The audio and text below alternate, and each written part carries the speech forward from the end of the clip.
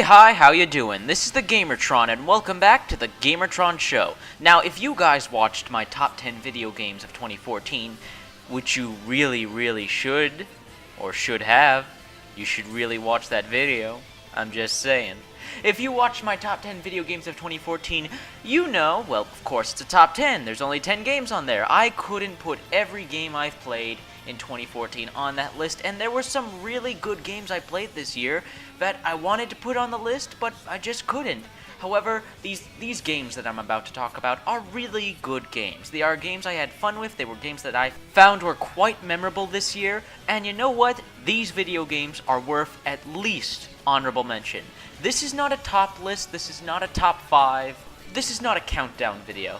This is just me listing off a few video games that didn't make my list of the top 10 games of 2014, but they are certainly worth honorable mention because they are good games that deserve to be talked about, so I'm gonna talk about them here. Alright, let us begin. These are the video games of my honorable mention from the year 2014.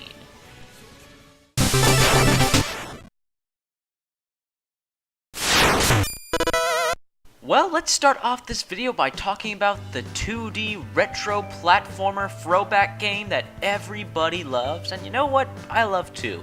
Shovel Knight.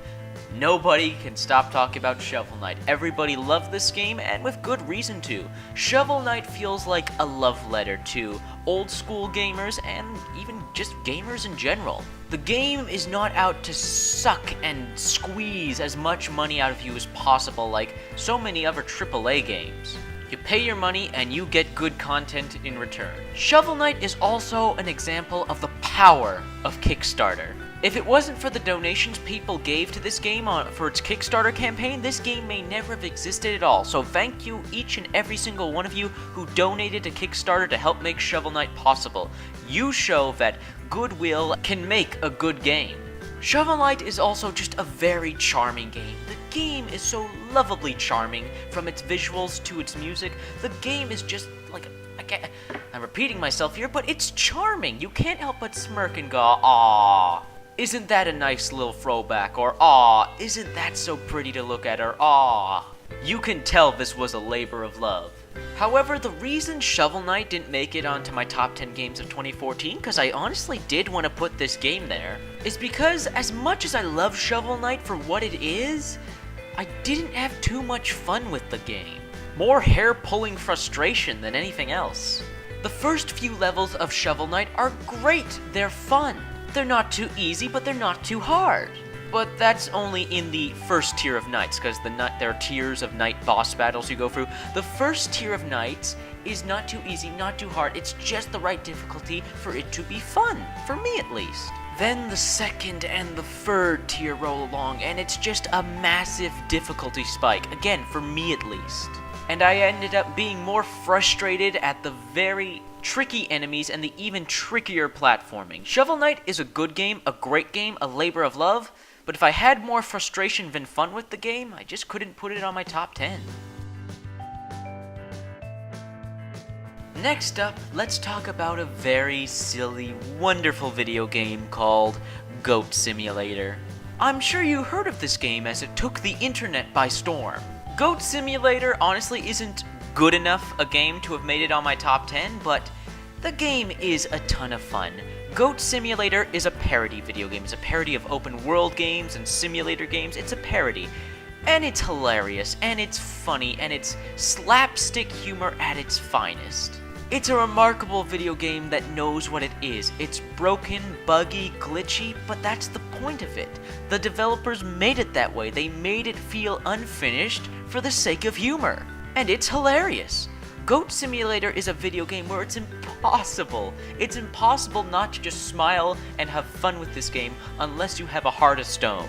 The game is just so funny, slapstick, silly, and just so stupid. The game is so stupid you can't help but love it. It's so funny and hilarious and ridiculous, and we don't have nearly enough video games like Goat Simulator. I'm not talking about those cheap knockoff simulators like Grass Simulator or Christmas Mall Shopping Simulator. Those games are crappy knockoffs and don't understand what makes Goat Simulator great.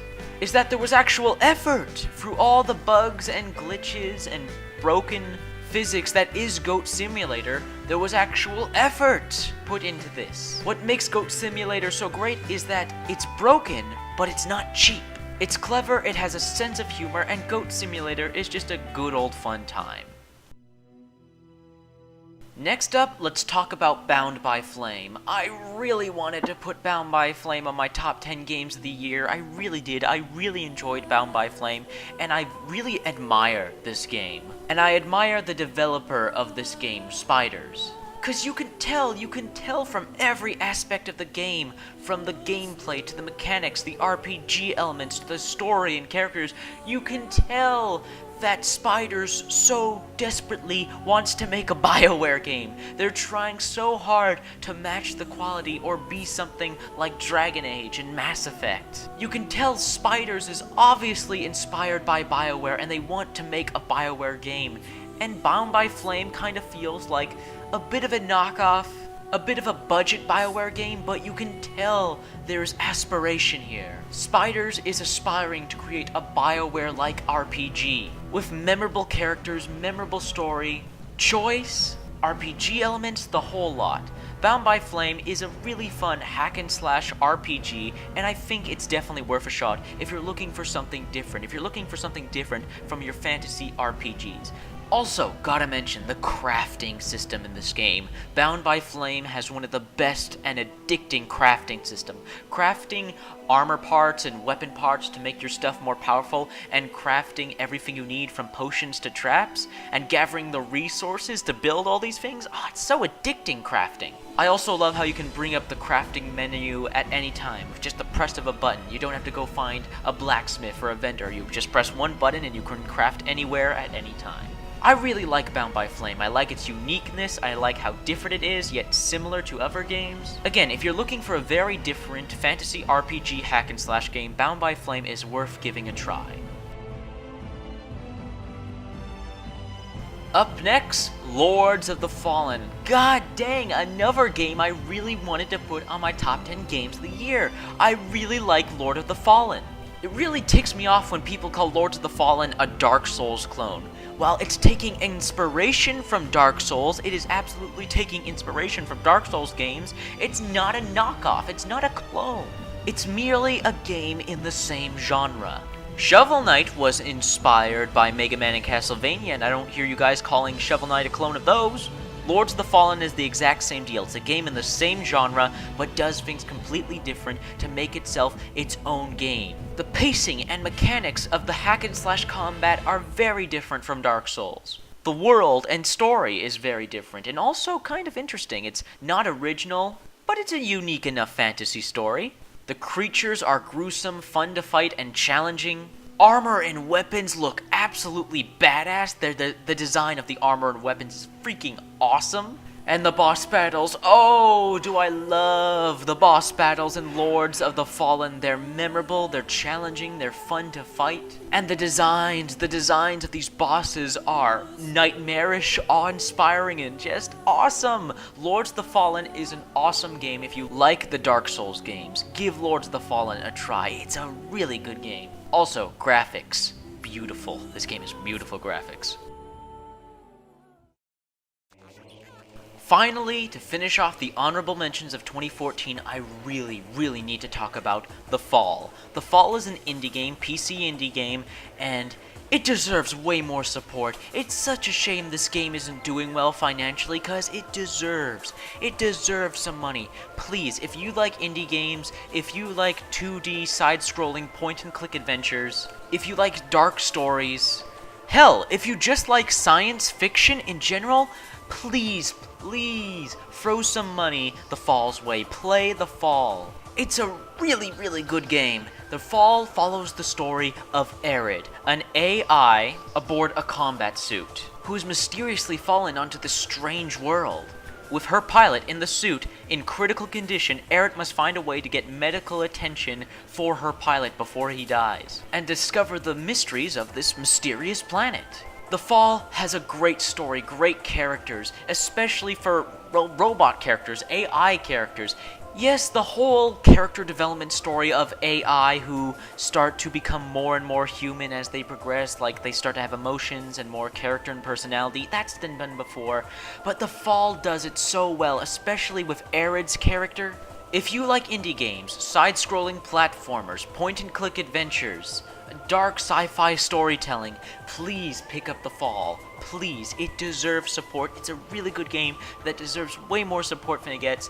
I really do like The Fall. I really wanted to put it on my top 10 games of 2014, but I just couldn't because there were other games that I just enjoyed and liked more. But The Fall is still really good and worth talking about, and definitely worth an honorable mention. Please at least look at The Fall. So that's it, guys. Those are my games of honorable mention for the year 2014. 2014 has been a great year for video games.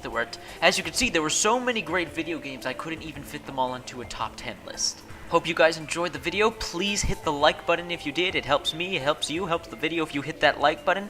Please comment in the comment section below. I love reading comments. I don't get nearly enough comments. Please comment on what you think of all 5 games I have mentioned of honorable mention. Let me know. Next to your favorite games of the year, what were some other really good games you played that were worth just talking about and mentioning? Let me know in the comments below. Leave those comments.